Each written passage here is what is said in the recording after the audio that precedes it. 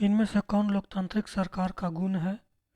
यह अभिव्यक्ति को स्वतंत्रता सुनिश्चित करती है। यह शांतिपूर्ण एकत्रित होने का कार्य करने की स्वतंत्र सुनिश्चित करती है। यह राजनीति की आलोचना अनुमति देती है। उपरोक्त सभी। निम्न में कौन सा कार्य स्थानीय शासन से संबंधित है? स्थानीय विवादों का समाधान करना। तीन तंत्रों की शक्ति संतुलन आवश्यक है। विधायिका, कार्यपालिका, न्यायपालिका। इनमें से कौन सा कार्य सरकार द्वारा किया जाता है? विदेशी संबंधों का प्रबंधन, राष्ट्रीय संसाधनों का नियंत्रण, संरक्षण एवं धारणीय प्रयोग, बैंकिंग कार्यों पर नियंत्रण। निम्न पर विचार कीजिए। केंद्र सरकार तथा राज्य के बीच विवाद, राज्यों के बीच विवाद। प्रयुक्त में से किस विवाद का समाधान केवल उच्चतम न्यायालय में होगा? केवल बी का। कौन सा सही सुमेलित नहीं है? अराजकता, शक्तिशाली सरकार, ये सही नहीं है। साम्यवाद, राष्ट्रीयकरण में विश्वास, संवैधानिक राजतंत्र, वंशानुगत, लोकतांत्रिक शासन। लोग जिस प्रक्रिया के द्वारा अपना प्रतिनिधि चुनते हैं, वयस्क मताधिकार।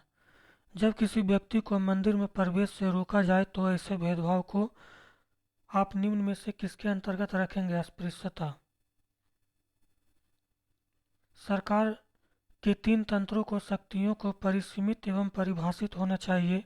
सरकार के सभी अंग कानून के शासन के अंतर्गत बाध्य है। सही है ए और बी दोनों। यदि आप ब्रिटेन के राजनीतिक परिदृश्य को समझते हैं तो वहाँ की सरकार को आप निम्न में से सरकार के कौन से प्रकार में रखेंगे? संवैधानिक राजशाही। निम्नलिखित में विचार कीजिए। सहभागिता, विवादों का समाधान, समानता तथा न्याय। कौन सी लोकतांत्रिक की विशेषता है? ए, बी, सी तीनों। भारतीय राज्य सरकार की किस प्रकार की है? लोकतांत्रिक सरकार। निम्नलिखित में से कौन भारत के संविधान की समवर्ती सूची मामलों में कार्य करता है? केंद्र और राज्य सरकार दोनों। निम्नलिखित में कौन विषय सूची के अंतर्गत आता है? प्रारंभिक स्कूलों या विद्यालयों में मध्याह्न भोजन योजना लागू करना, किसानों को बिजली विद्युत उपलब्ध कराने का निर्णय।